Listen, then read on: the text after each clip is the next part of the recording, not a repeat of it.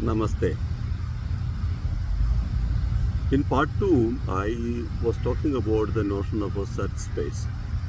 Okay, so as I said, the key notion of AI, particularly in the initial stages, and I think it applies even today, is to visualize that any problem can be seen as a search space. So you have a current state, which is what you know and where you are.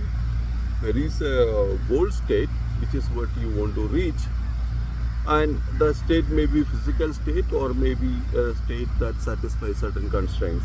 Like in HS, it is a winning state, that you don't have to have a fixed state. Any state where, let's say, the king is captured or the king is under threat, you can define it like that. Okay, and if you are navigating from a place to place, you are currently here and you want to get there, and so there are step-by-step movements. Take a maths problem, for example. You have the initial state is the list of givens. Okay, whatever inputs are given in the problem statement, and the goal state is where the quantity that you are trying to estimate has got a final value. So many problems like this, you can actually define it as a search space where you have a current state and you have some description of a goal state. There may be one or more goal states. And how is the space defined? From any given state, there are small steps that you can take which will transform the state to a new state, which is, it could be closer to the goal state, it may be farther away from there, it may be an invalid state, it may be a good state. Whatever it is, there are certain things that you can do from your, whatever is the current state, to the next state. Okay, so you look at your initial state, there are moves that is available. It will take you one step there, then you take possibly more further moves that you can take, and so on. So it's a graph. It's a graph because any particular state is reachable from multiple states, and there are multiple transitions that is possible from that state. Okay, it could be cyclic, it could be acyclic, so all of that. So it's basically a search graph rather than a search tree. In under certain restrictions, it might even be a search tree. So given this, almost all problems can reduce to saying that what is the best way for me to go from your initial state to the goal state, or a state satisfying the goal condition, through a valid set of moves. So in the case of chess, the moves are more important. So you take moves, and when you reach a state, you are fine. People are not worried about what is the exact details of the final state. The list of moves which gets you to a state which satisfies a set of constraints is your target. If I am building let's say a transport schedule for buses or for trains or planes, I'm not interested in the individual moves per se. You will need move. You will take one train, schedule one route for it, or you take one bus and make one route for it, and you get a updated state where one or more buses or trains have been scheduled. Then you take one more bus which is not yet scheduled, or one gap which need to be filled, and then you fill it, you get one more next. So this notion of search space is actually fundamental to the notion of AI, because we look at all these day-to-day problem solving as searching in this space. Now, how do I search this space? How do I search for a solution? Now, as we have also seen, often the number of states in the search space can be very huge.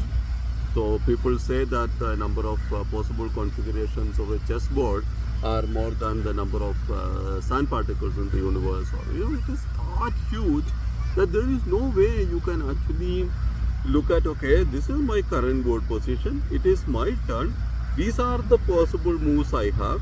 If I take this move, my opponent can do these moves, then for each of that moves, this is what I can do, and you elaborate this till you get a winning state and take a move towards that. That would have been an ideal situation.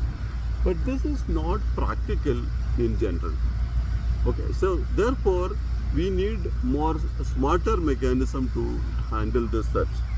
So one aspect of AI was what is called search algorithms. Okay, algorithms which can speed up the search by by or in different ways of searching. For example, in graph you have a depth first search. So you follow one node till you reach a dead end or a goal, and then you go back and try another of those children, or you expand from current state all the children that you can reach, and then from there to all the children. It is called breadth first search. And then you also have what is called best first search, which is a whole category of search called heuristic search. In order to say best first, I must have a way to rank if there are 20 things that I can do from the current state. Let's say you take a travel example. So from here, I can walk into this nearby point, or I can go to this nearby point, or I can take a auto from here, or I can take a taxi from here, I can take a flight from here. So there are possible multiple options. Of course, some of them will not be possible in my state because there's not an airport, so I can't take a flight. Nor is it a railway station, so I can't take a train. But I can certainly take a bus. There is a bus stop here, or I can walk. I can take a cab or an auto. Okay, so there are states. So you pick up all of these states and look at where you can reach with that, and then from there you can go to the next. So these are the standard search techniques that we know. And if it is a tree, you can also look at any of the tree search algorithms that you would have studied in your data structures course. And there are specialized algorithms called okay. Now, as I said, in most practical cases, the search space is so huge that it is impossible to search the entire space and then make a move. So you will need to do some partial thing. So look at a good chess player. He is not enumerating every possible states and then making a choice. He has a broader strategy. He says, okay, I'm going to corner him here. I'm going to do this. There I can capture him, and then I can get to the king. So there is a strategy that is made, and the individual steps are towards that strategy. So which restricts the number of possible movements that you might want to consider there. And there is also a heuristic evaluation that we often do. That, for example, if I have to go from Bombay to Kanyakumari, I don't take a movement which will take me to the north side, because most of the time it is going to be a waste. Although there are situations where the only way for me to from Bombay to Kanyakumari is to go little bit to the north and then come down. That is possible, but generally not the case in most cases. So you can say that all the moves which takes me closer to the south are preferred than the moves which takes me away from it. So these are kind of what is called heuristics. So you can either evaluate these the possible next states using such such a function, and those functions are called heuristic functions. So which basically will give you an estimate of how preferable that particular option is. Okay, not necessarily valid. So that's why it's called a heuristic. It's not a true function in the sense that what it says is the correct estimate, correct value. It is only an estimate, or more we may call it a guesstimate. Okay, so it's a guesswork, because there may be things that happens further along which may actually invalidate the assumption under which I am making the estimate.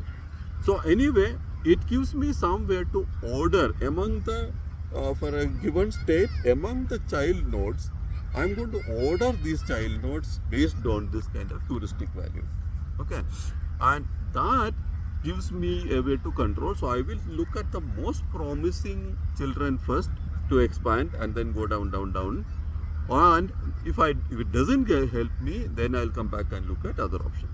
Okay, so this is the whole idea of heuristic search, which about which there are lots of material. There are literally dozens of search strategies that has been created. A star algorithm and all that are very common. Hill climbing search algorithms are basically gives you a basically single level decision. I only expand the first level nodes, and from there I'll choose what looks best to me. From there I will do. So this is the way you climb a hill, for example, right? So you are here and you look around and say, okay, that looks good. Then you climb there. Then you will see what goes. Oh, and there are again a lot of literature you will find about the pros and cons of these algorithms. The hill climbing, because you are myopic look, right? You are only looking at the immediate neighborhood. You can actually get stuck in a local maxima. That is, instead of reaching the big hill, you might actually go towards the smaller hill and get stuck there because there is nothing that takes you further from there. So these are all documented. I think it is best that you read some material on that. So this is the space of search algorithms, which is how AI was meant to achieve. Okay, you define initial state, your goal state has a description, one or more goal states, a movement, which are the list of valid moves from any given state, one step. Okay, like in math problem, you write the initial declaration, then you do one step, then you do another step, then you do another step, and finally you say x equal to this, or the hence proved. Okay, that is your goal state. So this space of search algorithms is actually fundamental to AI there. Now we find that even with this heuristic etc., it can still become very expensive. And how do I get these heuristics? What makes me choose certain states as more likely than something else? This is where the knowledge comes in. Okay, and that's the opens another big era. I will talk about it in the next session.